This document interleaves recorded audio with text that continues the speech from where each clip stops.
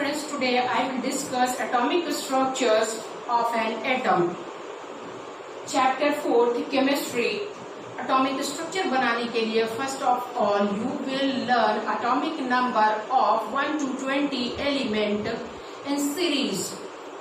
See here hydrogen, helium, lithium, beryllium, boron, carbon, nitrogen, oxygen, fluorine, neon, sodium, magnesium, aluminium, silicon, phosphorus, sulfur, chlorine, argon, potassium and calcium.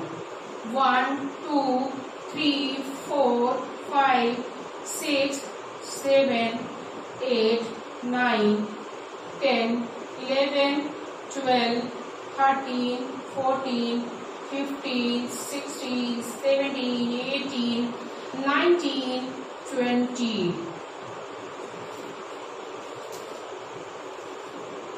I have written here 1 to 20 atomic number of an element.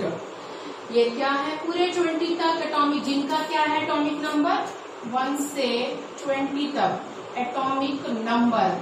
इन्हीं के base पर हम क्या करते हैं? Electronic configuration करते हैं according to Bohr's law.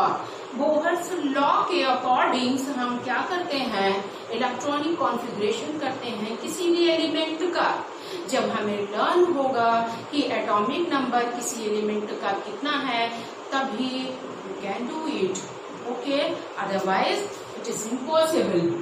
अगर हम ये बोल दें कि if the atomic number of aluminium 13, तो how will you classify it?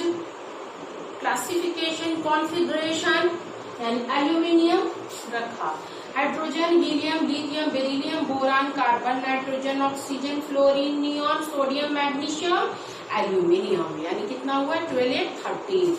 Aluminium का क्या हो गया? 13 एटॉमिक नंबर. Atomic number. अब एक चीज और जान लीजिए, न्यूक्लियस में कौन होता है? न्यूक्लियस में होता है न्यूट्रॉन एंड प्रोटॉन, जो कि हमने आपको अच्छे से ये सारी चीजें पढ़ा दिया है. Discovery of electron, discovery of proton, Thomson models, nucleus की डिस्कवरी रदरफोर्ड ने किया. ये डिस्कवरी सारी चीजें हमने आपको अच्छे से एक्सप्लेन किया है. अब बात आती है इलेक्ट्रॉन कॉन्फ़िगरेशन का कि कैसे आप करेंगे. तो न्यूक्लियस में कौन रह रहा है? न्यूट्रॉन और प्रोटॉन रह रहे हैं. और इन रिवॉल्व कौन करता है? इलेक्ट्रॉन रिवॉल्व कर रहा होता है. किसमें? शेल में रिवॉल्व कर रहा होता है. किस बेस पर रिवॉल्व कर रहा होता है? बोहर्स लॉ के बेस पर. क्या बोहर्स लॉ है? बोहर्स ने कहा कि 2n² के हिसाब से ईच शेल में नंबर ऑफ इलेक्ट्रॉन फील होंगे. तो व्हाट इज 2n²? तो यहाँ पर क्या है? n is the number of shell. n को क्या कह दिया कि नंबर ऑफ शेल. अगर ये पहला शेल है तो n इज इक्वल टू 1, ये दूसरा है तो यहाँ n इज इक्वल टू 2 और यहाँ n इज इक्वल टू 3. तो बोहर्स लॉ के अकॉर्डिंग 2n² यानी n की जगह पर हम क्या कर दे? 2 into 1 का स्क्वायर. तो 2 into 1, इसका मतलब फर्स्ट शेल में कितने नंबर ऑफ इलेक्ट्रॉन मूव कर सकते हैं, रिवॉल्व कर सकते हैं? सिर्फ 2 इलेक्ट्रॉन. क्योंकि इलेक्ट्रॉन आउटर मोस्ट शेल में क्या करता है? रिवॉल्व कर रहा होता है. और न्यूक्लियस में न्यूट्रॉन और प्रोटॉन होते हैं, जिसमें न्यूक्लियस में न्यूट्रॉन पर कोई चार्ज नहीं है, न्यूट्रल है. और प्रोटॉन पर कौन सा चार्ज है? पॉजिटिव चार्ज होता है. इलेक्ट्रॉन का चार्ज क्या होता है? 1.9 into 10 की पावर -22. 2n² के हिसाब से यानी को फर्स्ट शेल में 2 इलेक्ट्रॉन आए तो सेकंड में कितने होंगे? 2n², 2 into 2 का square, 2 into 4 is equal to 8. यानी दूसरे शेल में कितने नंबर ऑफ इलेक्ट्रॉन आएंगे? मैक्सिमम 1, 2, 3, 4, 5, 6, 7, 8 एक इलेक्ट्रॉन। इलेक्ट्रॉनिक कॉन्फ़िगरेशन किसका है? एल्यूमिनियम का है। तो Al के पहले शेल में कितने हो गए? 2। इनको शेल बोलते हैं या ऑर्बिट कहते हैं। शेल कह लें या ऑर्बिट कह लें। ओके, तो एल्यूमिनियम का कितना हो गया? फर्स्ट में 2, दूसरे में हमने कितना फिल किया है? 8। नंबर ऑफ एटॉमिक नंबर कितना है? यानी एटॉमिक नंबर इनका टोटल कितना है? Atomic number of aluminium is equal to 13। अब क्या हो गया? 8 to 10। अब 8 से ज्यादा नहीं होंगे, 8 से ज्यादा इलेक्ट्रॉन सेकंड शेल में नहीं होंगे, तो ये जाएंगे कहाँ? थर्ड शेल में। तो थर्ड शेल में कितने बचे हुए इलेक्ट्रॉन जाएंगे? यानी ये बचा हुआ कितना हो गया? 8 to 10 and 13। ये क्या हो गया? 13। ये हो गया इलेक्ट्रॉनिक कॉन्फ़िगरेशन किसका हो गया? एल्यूमिनियम का हो गया। इसी तरह से आप सबका करेंगे। ओके, तो बोहर्स लॉ के हिसाब से थर्ड शेल में कितने नंबर ऑफ इलेक्ट्रॉन आने चाहिए थे? n इज इक्वल टू 3, तो 2 इंटू n का स्क्वायर, 2 इंटू n की जगह पे 3 का square, 2 into 3 3 9 is equal to 18। कितना होना चाहिए था? कितना रहेगा? 18। लेकिन जब एटॉमिक नंबर अगर ज्यादा है तभी 2 8 18 से फिल होगा, अदरवाइज 2 8 8 करके ही इलेक्ट्रॉन फिल होते हैं। इनको दूसरा नाम क्या कहा गया? शेल का नाम रख दिया गया। उस शेल का नाम है, फर्स्ट शेल को K, दूसरे को L, तीसरे को M, और नेक्स्ट वाला अगर शेल और भी होगा तो उस शेल को हम N शेल कहेंगे। ओके, ये किसने कहा? बोहर्स ने कहा। इन्हीं के अकॉर्डिंग सारे के सारा इलेक्ट्रॉनिक कॉन्फ़िगरेशन आप करेंगे। दूसरी चीज, एक चीज और इम्पोर्टेंट है कि अगर हमें लिखना हो एटॉमिक नंबर का एल्यूमिनियम के, तो हम किस जगह पर लिखेंगे? एटॉमिक नंबर को हम नीचे रिप्रेजेंट करते हैं और एटॉमिक मास को ऊपर रिप्रेजेंट करते हैं। एटॉमिक मास को ऊपर रिप्रेजेंट करते हैं। यानी एल्यूमिनियम हमें लिखना हुआ तो हम ये लिखेंगे एल्यूमिनियम, ये 13, और इनका जो भी मास होगा वो ऊपर लिखा जाएगा। Okay, is it clear? ठीक है, तो इसे इरेज कर और एक चीज और बता देते हैं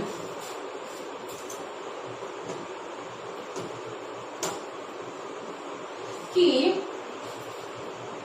तो एटॉमिक नंबर और एटॉमिक मास की हमने बात करी कि atomic number and atomic mass की हमने बात की।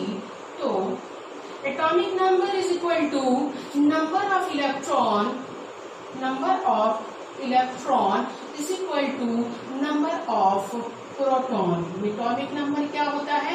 जो नंबर ऑफ इलेक्ट्रॉन है वही नंबर ऑफ प्रोटॉन होता है, वही एटॉमिक नंबर है। यानी कि यहाँ पर एल्यूमिनियम का प्रोटॉन भी 13 होगा और जो इलेक्ट्रॉन रिवॉल्व कर रहे हैं ये भी 13 होगा। लेकिन मास क्या होता है? Atomic mass is equal to number of neutron plus number of proton. तो मास इज इक्वल टू क्या होगा?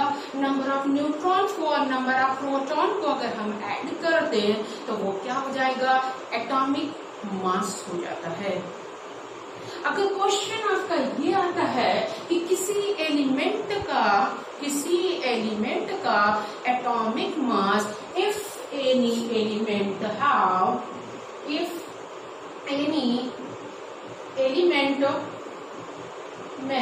have atomic mass is equal to 22, find the number of proton, neutron and electron. How will you do? How do you do? Okay. Okay. First of all, you remember कि जो atomic number है वही क्या है, electron है, वही proton है, वही न्यूट्रॉन है. ओके. और इसमें कह दिया प्रोटॉन, न्यूट्रॉन और and electron. First of all ये बोल दिया 22 और उस एलिमेंट का अगर हम एनी एलिमेंट लिखा है तो अगर हम यहाँ पे लिख दें कि यहाँ ये लिख दें इफ एनी एलिमेंट एनी या इफ magnesium